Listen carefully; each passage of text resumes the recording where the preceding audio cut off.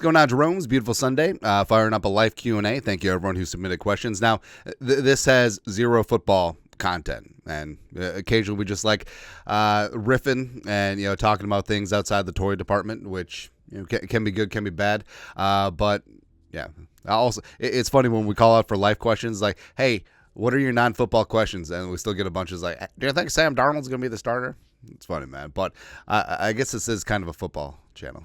Anyways, follow your light 420. What is your weight regimen? How often do you hit the gym? So I actually work out 4 or 5 times a week. I know sometimes it doesn't always look like it, but fighting the whole dad bod thing. Now, if I wanted to get in a tip-top shape, I certainly could, but definitely don't say no to tacos. Definitely like a beer or two. I feel like probably could stand to lose about 10 to 15 pounds. It is what it is. But I've basically always lifted since high school, and it's just your basic meathead regimen, deadlifts, bench, squat, and then ancillary stuff, push, pull, all that stuff from there. Have been in a steps contest with my wife every day. So we have a target goal of 12,000 steps, and I try to beat her ass every day. And she goes to bed early, so I find out how many steps she has, and then I just like pace around the basement like a cage tiger, just so I can win.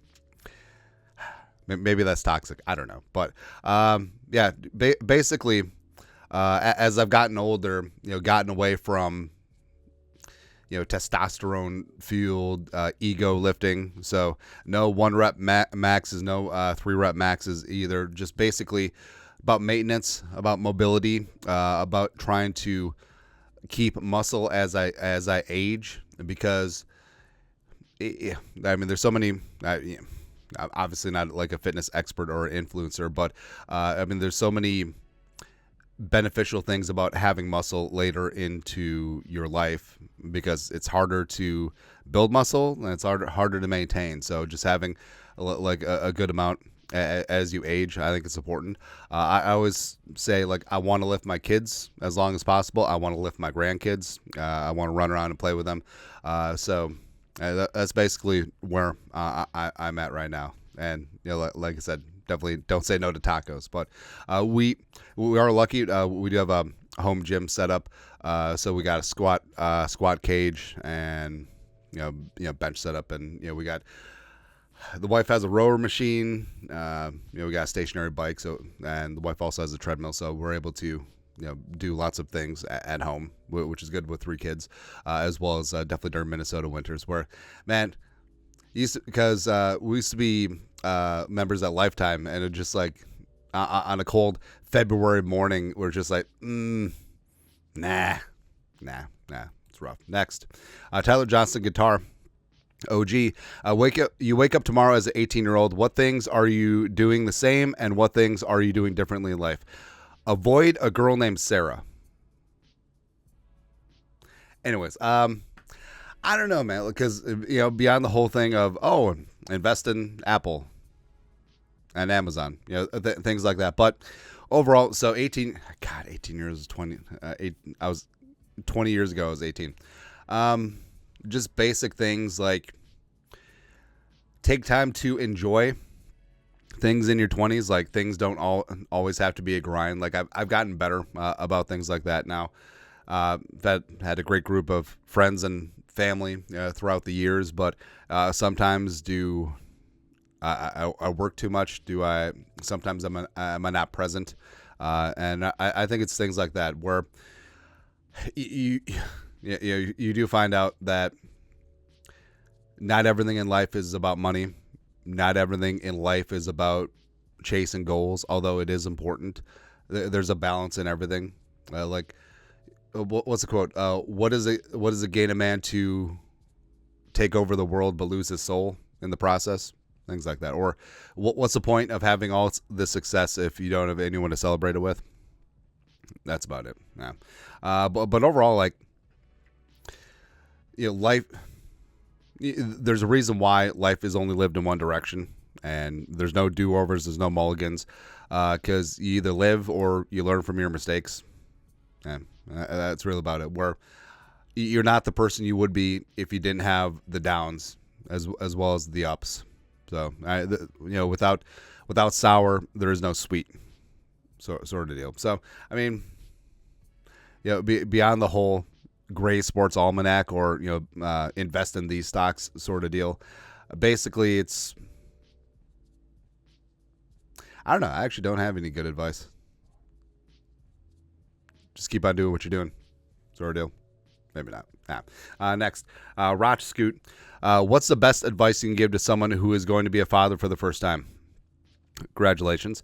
All right, so we have 3 kids, and so the first kid is always like the kid that you're reading all the safety manuals for, like the car seats and stuff, and you're reading parenting books like how to properly burp and raise your child to be a success. But I mean, after multiple kids, you're just like whatever, and you just sort of wing it. And that is true. Where I feel like if you're concerned enough about being a good parent, you're going to be a good parent.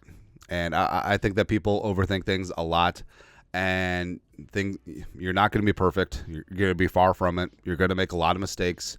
You're going to find out what is needed and what's not needed. Because remember, people have been raising kids for tens of thousands, hundreds of thousands of years. And the fact that you think that you need like one extra thing from Target, nah. Also, you're going to be surprised how few of the gadgets and doodads, like, the mom influencers or the parent influencers say is like, hey, this is on sale for blah, blah, blah, blah, blah, blah. Also, it's crazy. So you go to the zoo and there's people who have strollers that cost more than my first car, where it's like, this stroller has shock absorbers. Like this stroller has low jack. It's insane, man. Where you'd be shocked by how little you need to raise a kid. You find out what's important, what's not. A, you don't need as many toys as you think you do. B, for like kids' birthdays and stuff, tell them don't get you toys. That's all. 3, get as many hand-me-down clothes as possible. Like I know, a lot of parents, like to, get their kids like Jordans and stuff like that. It's like your kid's either going to ruin them or outgrow them very quickly. So hand-me-downs are great. And the fact that our families had like older boys and older girls, and we've been able to get a ton of hand-me-downs, it's really fantastic. Make sure it's going to be tough, especially the first couple months and year or so, but try and take time with your significant other and time alone, and just remember why you got together in the first place. Yeah, because it's very easy to lose yourself and lose your identity, and all of a sudden you're not even like significant others, husband and wife, spouses, whatever. You're not even that anymore. You're just like co-parents, like you're co-regional managers. Yeah.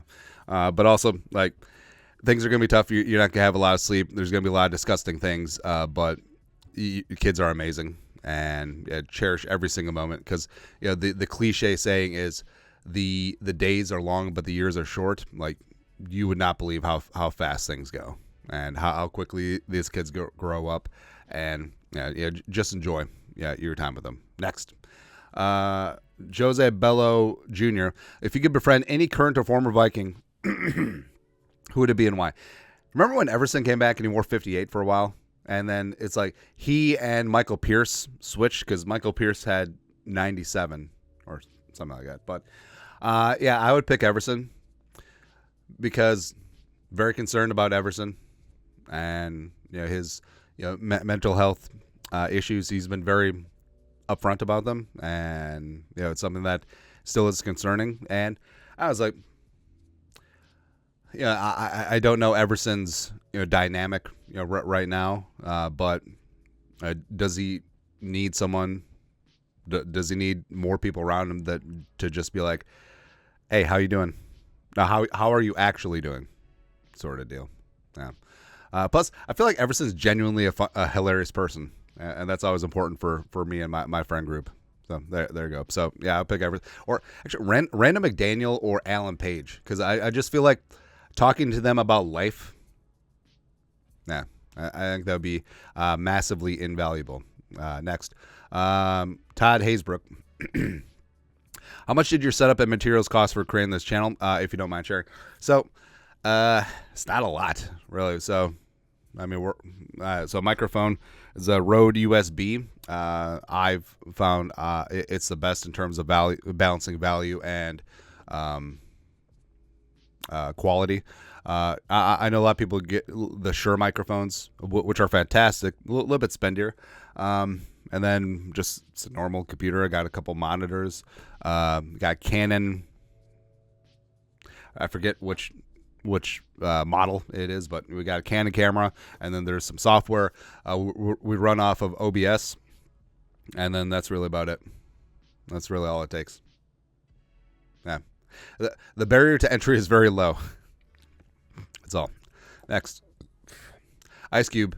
As a Liverpool supporter yourself, you'll never walk alone. How do you think the NFL or the game of football can expand globally to get more countries playing the game, e.g. Big body players being so crucial to the trenches, large squads in gridiron football compared to even rugby or football, soccer? And that's a good point where, I mean, college football teams on a given Saturday, they dress 100 guys.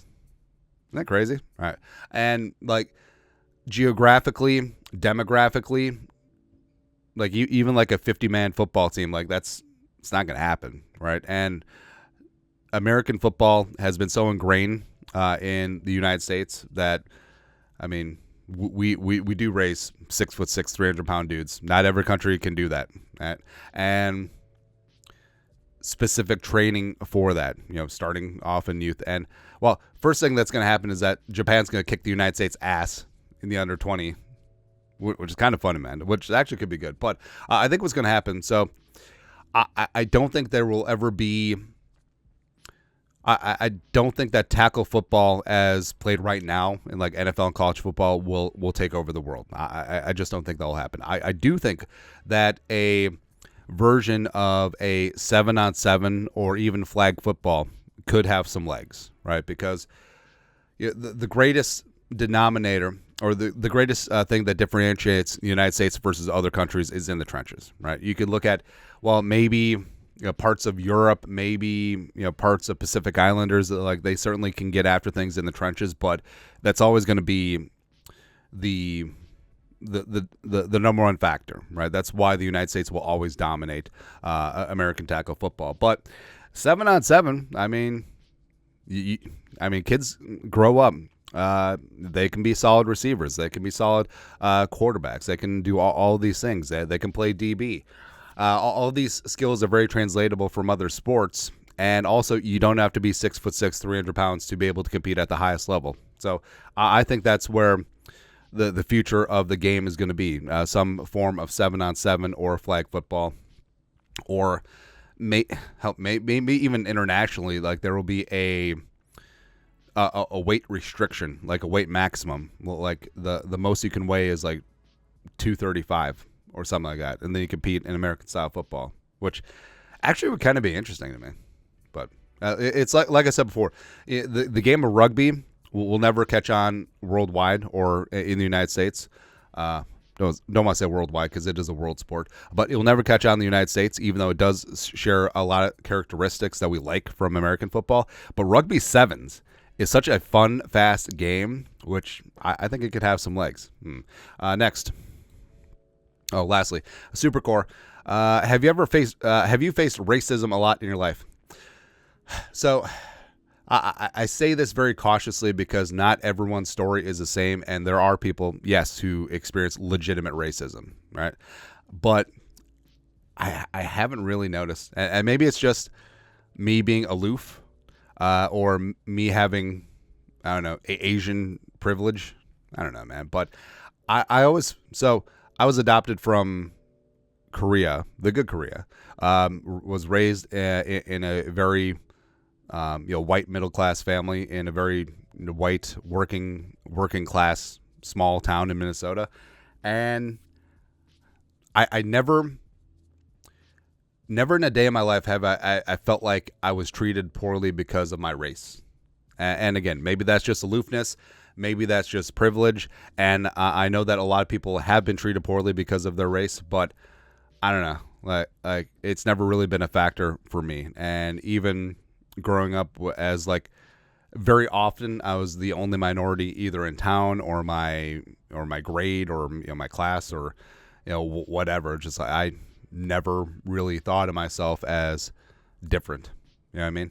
And I think that says a lot about my familial upbringing, the community that I was raised in, where it's not really a big deal. And you notice this too. So my kids' schools, it's very diverse, and like the kids don't see race; they just see their friends, right? And I feel like a lot of racism is a lot of adults' biases as well as experiences ingrained in them and projecting onto kids, and that's just what happens. All right, so I always take the stance of, hey, if someone's being an a-hole to me, I probably deserve it, and it's not because of race or anything like that, or I don't know, man. So I always feel like treat people for who they are, not what they are. I don't know. I feel like that's a good rule of thumb. Like, if you're an a-hole, it doesn't matter what your race, religion, orientation is. I mean, if you're an a-hole, you're an a-hole, and you deserve to be treated as such. But again, treat people for who they are, not what they are. It's a good rule of thumb. Anyways, that's it. Life Q&A. You guys are the best you know what to do. Skull, production value.